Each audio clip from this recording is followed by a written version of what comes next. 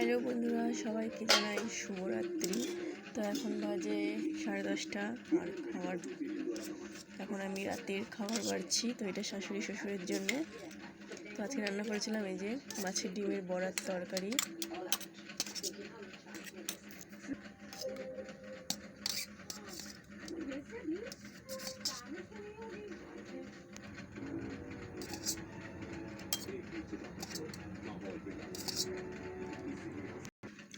আর এই যে রুটি।